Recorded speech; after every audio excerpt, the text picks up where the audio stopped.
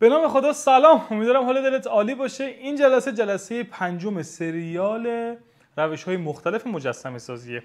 تا اینجا 4 تا روش یاد گرفتیم که چجوری اینو تبدیل کنیم به این.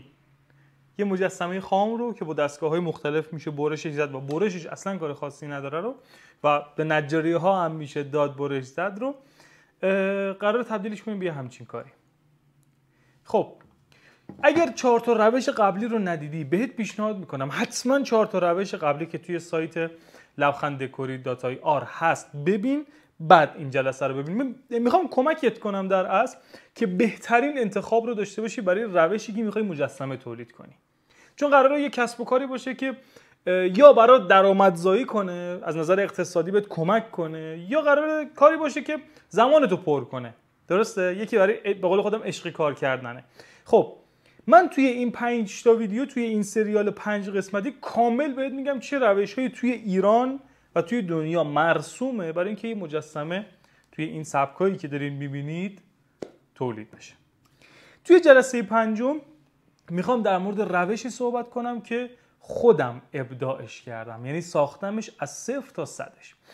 4 تا روش گذشته رو کامل کار کردم، اوایل کارم، و خب هر کدومش یه سری مزایا و معایبی داشته که من دوست نداشتم اون روش رو ادامه بدم، یعنی با سبک کاری که میخواستم، با سبک درآمدی که میخواستم سازگاری نداشت. به خاطر همین روشی رو ساختم و ابداعش کردم، اختراعش کردم در اصل، که در عین سادگی، در عین سرعت بالا بتونی یه همچین کاری رو تبدیل به یه همچین کاری کنی. و اینقدر ساده است، خودمونی میگم اینقدر ساده است که اصلا خیلی خندهشون میگیره وقتی میفهمن این روش چیه، این طرح چیه، چجوری میشه یه مجسمه رو که اینقدر از قدیم مردم سختی میکشیدن که تبدیلش کنن به اینقدر ساده میشده کار کرد. ولی من بابتش سالها زمان گذاشتم و یعنی شبها واقعا نمیخوابیدم، میخوابیدم هم خوابشو میدیدم که مثلا این دستگاه رو اینجوری کن، این نوار نقاله رو اینجوری بساز، با این نیرو اینجوری کار کن، با اون نیرو اینجوری کار کن. خیلی بالا پایین و خیلی صدها میلیون تومان هزینه که یه همچین سیستمی الان ساخته شده و ایرانی‌ها دارن ازش استفاده میکنن. خب بریم سراغ مزایا و معایب روش تولید به سبک ما. یه سری مزایا داره، یه سری معایب. تو باید بسنجی، خب هم مزایا و معایب 4 جلسه قبلی رو گوش کنی، هم مزایا و معایب این جلسه رو گوش کنی، ببینید چجوریه، کدومش رو بیشتر میپسندی. اینم نیست که بگم نه این روشی که من دارم فوق العاده، به قول خودمون ماست من ترش نیست. نه، اینم معایبش رو داره و میخوام کامل بهت بگم که با چشمان باز انتخاب کنی. مزایای روش به سبک ما چجوریه؟ ببین، مهمترین مزیت که توی سیستم کار ما هست اینه که هزینه استارت خیلی پایینه، خیلی پایینه، اصلا خنده داره. یعنی یک بچه که نمیشه گفت یادم 15-16 ساله با پول تو جیبیش توی سال 1402 میتونه این کسب و کار رو راه بندازه. چی نیاز داره این کسب و کار؟ یه دونه موتور 3002، تمام. یه دونه موتور 3002. موتور 3002 چیه؟ یه موتوری مثل موتور کولر، ولی موتور کولر 1400 داره، این موتور 3000 داره. شما برید سیمپیچیا توی شهرهای کوچیک ایران هم دیگه پیدا میشه دیگه. شهرهایی که شاید 50000 تا جمعیت داشته باشه، 20000 تا جمعیت داشته باشه، این دستگاه پیدا میشه. توی همه جای ایران هست و قیمتش هم الان توی همین امروز و دیروز که بچه‌ها حالا دارن با هم کار میکنن، قیمتا رو که بهم گفتن دست دومش مثلا تهیه میکنن بین 1700 1800، دیگه خیلی حرفه‌ای باشه دیگه 2 اسبش باشه میشه 2.5. خیلی دیگه حالا بگیم ته 3 تومن، آقا 3 تومن قیمتش میشه 3 میلیون تومن و شما با همین دستگاه میتونی شروع به کار بکنی. و البته براتون مطمئناً سوال چه جوری مگه میشه، خیلی توضیح میدم و توضیح دادم توی سایتمون و توی کانال آپاراتمون، توی کانال یوتیوبمون، توی پیج اینستاگراممون خیلی توضیح دادم که چجوری میشه کارو شروع کرد. خب حالا دور نشیم از بحث مزایا. مزایاش اینه که هزینه بسیار پایین داره برای شروع کار، فضای کوچیک میخواد برای راه اندازی، یه اتاق 5-6 متری برای شروع کارت که با نه که تنها، حتی با 1-2 نفر شروع به کار بکنی، یعنی از همون استارت کارت 2 تا شاگرد داشته باشی، توی فضای 5-6 متری میتونی شروع به کار بکنی. این یکی دیگه از مزایاشه. خیلی مزایای مهمیه اینی که دارم بهت میگم که تو هیچ کدوم از روش‌های گذشته به غیر از CNC نیست. این روش، این مزایای اینه که تو توی یک روز حداقلش، یعنی همون اوایل بعد از 2-3 هفته که دستت را بیفته، این کار رو میتونی راحت روزی 15 تا دونه ازش تولید بکنی. تو کدوم یکی از روشایی که تو ایران هست میشه 15 تا ازش تولید کرد؟ تازه من میگم با CNC مقایسه بشه. CNC نمیتونه این کارو بزنه، یادت باشه. CNC نمیتونه کار به این ظرافت و به این خوشگلی که ایرانی پسنده رو بزنه. CNC فقط کارهای حجیمو میزنه. پس با CNC هم نمیشه زیاد مقایسش کرد. مزایای بعدیش، خب وقتی من بتونم 15 تا از این بزنم، درآمدم هم خوبه دیگه. پس یکی از مهمترین مزایاهاش که شاید هممون ذهنمون درگیرش باشه، درآمدش. خب وقتی 15 تا از این بزنم، شخص درآمدش چقدره؟ تا اینکه مثلا بیام به روش‌های دیگه، بیام مثلا توی هفتهش 2 تا دونه از این تولید کنم یا 3 تا دونه خودمو بکشم، شبونه روز کار کنم 3 تا دونه ازش تولید کنم، مطمئنم که خیلی درآمدش بهتره. سن و سال و جنسیت نمیشناسه. بعضیا مثلا سوالشون اینه خانومم میتونم با این دستگاه کار کنم؟ اصلا سن و سال نمیشناسه، جنسیت هم نمیشناسه. تجربه من اینو میگه، تستش هم نکردم تا الان ببینم جواب میده یا نه، ولی از سن 14-15 سالگی به بعد چه خانم چه آقا، چه دختر چه پسر میتونن شروع کنن. توی زیرزمینی، توی اتاقی، توی گوشه‌ای، توی بالکنی میتونن شروع به کار بکنن و تولید کنن این کارو. بعد یکی دیگه از اون مهماش این که مثلا توی روش کار با چاقو، توی روش مثلا کار با مغار و چکش، توی روش حتی CNC، توی روش کار با فرز، انتخاب چوب خیلی مهمه. یعنی میان ما رو محدود میکنن که آقا مثلا شما فقط از چوب گردو استفاده کن، توی کار با مغار شما از چوب راش استفاده کن، شما از چوب گردوی 10 سال مونده استفاده کن که خوش شده باشه. توی روش تولید ما انتخاب چوب مهم نیست. یعنی شما میتونید روی همه چوبا، هر چوب، یه چوب از تو خیابون پیدا کردی ولی ببین روش کار کن. توی روش کار ما اصلا انتخاب چوب مهم نیست. ولی یه سری از چوب ها هستن که معرفیش کردم کامل، توی همین سایت هم هست، سرعت تیراژ خیلی بالایی دارن، خیلی میشه روش سریع کار کرد. مثل همین چوب که چوب روسیه، که چوب سپید دارم، همین جزو همین دسته است. کار فیزیکی سبک، این روش شما صبح تا شب میتونی روش کار کنی. اینجوری بهت بگم، مثل کار با چاقو نیست که بعد از یا کار با فرز که مثلا مچ درد بگیره، دستات دائم زخم باشه، نمیدونم چکشی بخوره تو دستت. نه، واقعا کار فیزیکیش بر اساس تجربه که خودم داشتم و بر اساس بچه‌هایی که هستن توی این کار و مخصوصا یک کوچولو علاقه وقتی داشته باشی، یک کوچولو علاقه در کنارش باشه، به هیچ عنوان خسته نمیشی. یعنی صبح تا شب میتونی کار کنی، چون اصلا اینقدر ساده سازی شده و فرمولش راحته که سر جات نشستی و داری کارو انجام میدی. اینا مزایاهاش. مزایای تولید به روش من، اسمی روش نذاشتم. میگم روش من، روش قبلی اسم داشت، ولی چون برای اولین بار توی ایران که نه توی دنیا همچین روش ساده، خیلی ساده ای ساخته شده، من میگم روش من، روش گروه تولیدی لبخند. اینا مزایاش بود. یه سری معایب داره که اینا مهمه که بدونی و همین. یه سری گرد و خاک داره. گرد و خاکش بالاست، اونقدر بالا که مثلا بگیم مثل دستگاه CNC و اینا نه.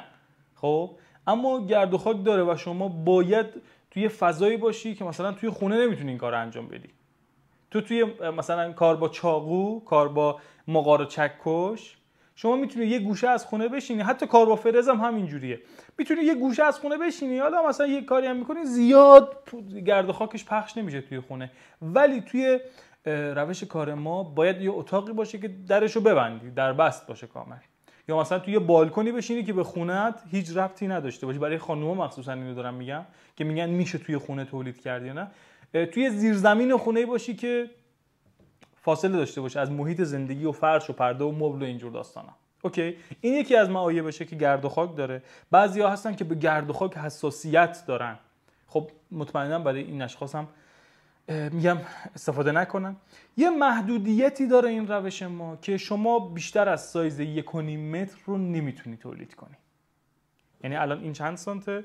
من وجبام 20 تقریبا 4-5 سانته. حالا تقریبا میگیری 50 سانت.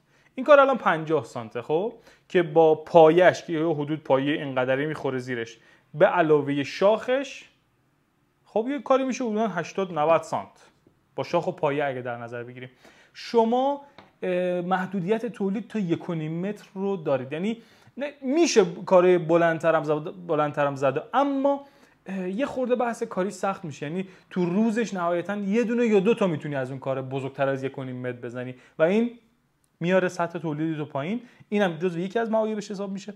یکی دیگه از عیب‌هایی که داره که روش‌های قبلی نداشت، 4 تا روش قبلی این عیب رو نداشت، این که آموزشش رایگان نیست، نه در ایران و نه در هیچ جای دنیا. تنها شخصی هستم که فکر میکنم تمام سایت ها و تمام یوتیوب و واقعا دیگه شبانه روز زمان گذاشتم روش برای اینکه این آموزش رو گیر بیارم و خودم اختراعش نکنم دیگه، یه نفر این کارو کرده باشه و من برم ازش آموزش ببینم.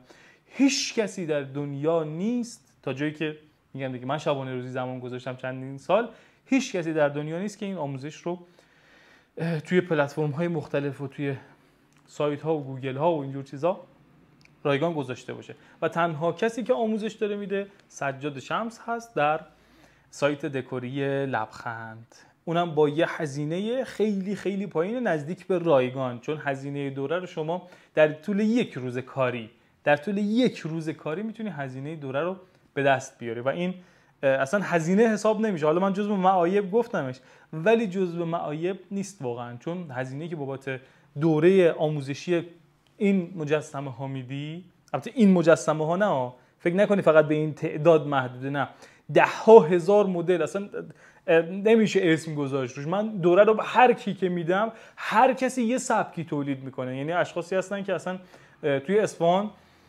اومده کفگیر ملاقه چوبی به روش‌های خیلی عجیب و غریب تولید میکنه. خب با همین دوره آموزشی ما میشه اصلا مدل هایی زد که اصلا من تو عمرم نزدم. خب و اینو دارن انجام میدن، بچهای خودم دارن انجام میدن، کسی که دانشجوی خودم هستن دارن انجام میدن. یکی دیگه از مزایاهاش که اینجا فراموش کرده بودم بگم و الان اومد به ذهنم، این که دوره حضوری نداره، نیاز نیست من بالا سرت باشم. تمام بچه‌هایی که تو این 1-2 ساله توی این دوره کار کردن همه به صورت آنلاین یاد گرفتن، همه بدون استثنا، همه به صورت آنلاین یاد گرفتن. یعنی شما هزینه دوره رو توی سایت لبخند دکوری پرداخت میکنی، ویدیوها رو دانلود میکنی و همون لحظه میشینی میبینی، تموم. دیگه نیازی نیست توی دوره ثبت نام کنی یا بیا یا بری یا از این شهر به اون شهر، نه هیچ کدوم از اینا نیاز نیست و اینقدر ساده سازی شده که با ویدیو به راحتی قابل انتقاله. البته روش‌های قدیمم 4 تا روش گذاشتم دقیقاً همین شکل بود. عاشقتونم. اگه قراره این کسب و کار رو شروع کنید حتما این مزایا و معایب رو کنار هم بذارید و ببینید چه روشی مال شماست. توی این روش این کارا رو مثل نقل و نبات، شنیدی دیگه توی ایرانی‌ها میگن مثل نقل و نبات میشه این روش رو، این کارا رو تولید کرد. یعنی اینا اصلا دیگه اینا دستگرمیه، اینا حالا امروز ازش مثلا 50 تا بزنم، این شکلیه. یا مثلا از این کار اینا دیگه واقعا ببین اینو پرتی چوب، این پرتی چوب نجاراست. یه داستانی بگم حالا که گفتم نجارا، بعضیا میپرسن خب من اینو چجوری برش بدم با یه دونه موتور 3000 دور. ببین تو نیاز نیست اینو برش بدی با موتور 3000 دور، شما اینو میدی به یه نجار، شابلون این کارو خب که روی MDF 3 میل نازک کار شده رو میدی به یه نجار، به نجار میگی عزیز دلم از این من 100 تا میخوام، نجار رو هوا ازت قبول میکنه، تو رو در از به عنوان یکی از مشتریهای لاکچریش حساب میکنه. میدونید چرا؟ چون تو داری یه کمکی بهش میکنی خب که از پرتی چوباش استفاده کنه. ببین پرتی چوبایی که ریخته دور قراره آتیشش بده رو میاد برای تو کار میزنه، تو یه مبلغی بهش میدی 100% ناچیزه دیگه چون پرتی چوبه، بهش میدی و یه دستمزد کوچولو برای اینکه بیاد 100 تا دونه از این برای تو بزنه.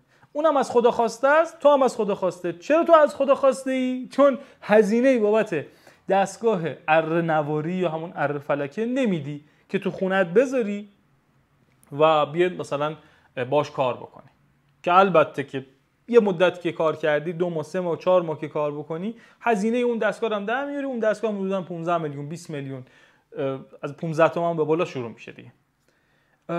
هزینه رو میدی و اون دستگاه هم تهیه میکنی، اونم میتونی خودت داشته باشی. ولی به نظر من همین الانش این کارو نمیکنم، یعنی میدم به نجارا میزنن. خیلی از این که خودم برم چوبو بخرم بیارم چوب خوش باشه و فلان و اینا مثلا بیام خودم برش بزنم، خیلی برام مناسب‌تر میفته که بدم به نجارای سطح شهرمون بزنن. خب نجارا هم که توی همه جای ایران دیگه هستن ماشاءالله و پس هیچ گیر و گوری نمیمونه. اینم کارهای بچه هاست و اینا همه اینا که الان بهتون نشون دادم کارهای درجه 3 که میتونی تولید کنی ها. این الان درجه 2. اگر دوربینمون نشونش بده این کار میبینید ظریف‌تر از اینه، میبینید ظریف‌تر از اینه، چون این کار درجه 2، این کار درجه 3. کار درجه 1 میشه ظرافت بالاتر یا مثلا طرح‌های خاص‌تر.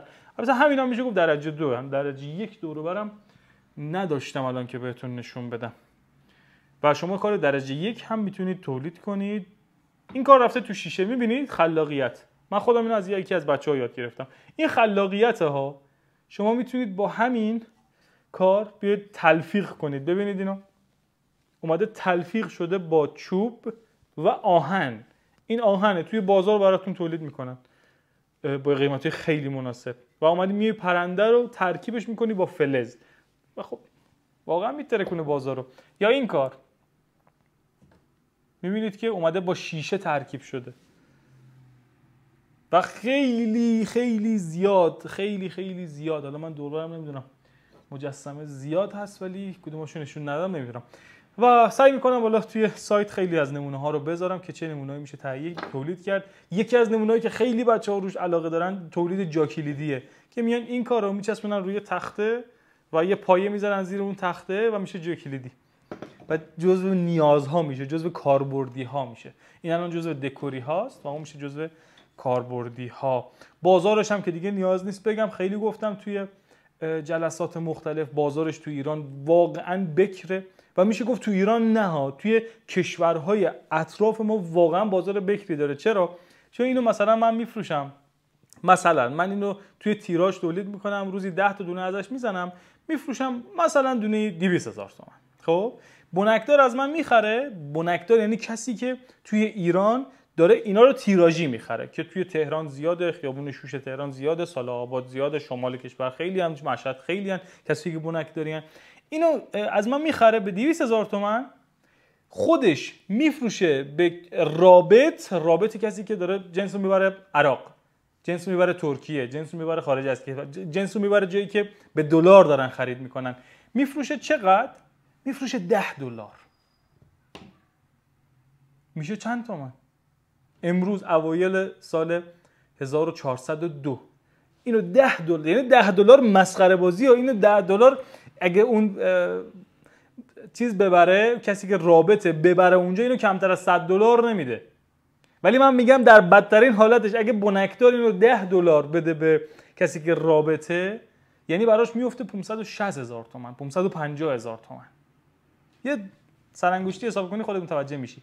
پس الان سر تولید دعواست و بازم من نمیگم اینا رو بیا تولید کن. شما الان هر چیزی که تو ایران تولید بکنی، هر چیزی، لوستر بگیر، نمیدونم لباس بگیر، هر جنس دکوری، هر صنایع دستی رو تولید بکنی همین شکله، دقیقاً همین شکله. بازارش به شدت فوق العاده است. ولی تا جایی که من آشنایی دارم، چیزی که من میتونم بهتون پیشنهاد بدم و بازاری که من توی دوره بهتون معرفی کردم، جاهایی که من بهتون گفتم برید بازاریابی کنید، جاییه که تجربه خودم گفته دیگه، جایی که این دور جنسا رو میخرن و یه حجم عظیمی از جنس داره خارج میشه از ایران و شما به هیچ عنوان این هزاران در هزار قطعه‌ای که من از اینا تولید کردم رو تو ایران ندیدید. چون اصلا ایرانی‌ها در اصل چون اونجا داره به دلار پول میدن، زیاد وارد ایران نمیکنن این جنس، متاسفانه بنکدارا، و بیشترش که نه 99% داره میره خارج از ایران دیگه. یه سرچ کوچولو بکنی، یه حساب کتاب 2 تا 4 تا بکنی، متوجه میشی که چقدر درآمد خوبی داره. عاشقتونم. امیدوارم هر جا که هستی در پناه خداوند قلبتون پر از آرامش باشه. دوره‌ش رو میتونید از سایت تهیه بکنید، خیلی راحت میتونید ویدیوهاشو دانلود بکنید و خیلی سریع به عرض 2-3 هفته من بهت قول میدم، اگر تازه کسی باشه که چوب را تا الان از نزدیک ندیده و هیچ تجربه‌ای نداشته، در عرض 2-3 هفته میتونی کار رو شروع بکنی و تنها کاریه، اینجوری میتونم بگم، تنها کاریه توی ایران، واقعا تنها کاریه ها، یعنی اینجوری با قدرت بهت میگم که اینقدر با هزینه پایین میتونی شروع به کار بکنی و استارتش رو بزنی. عاشقتم. امیدوارم هر جا که هستی در پناه خداوند قلبت پر از آرامش و لبانت پر از خنده باشه. خیلی مخلصم.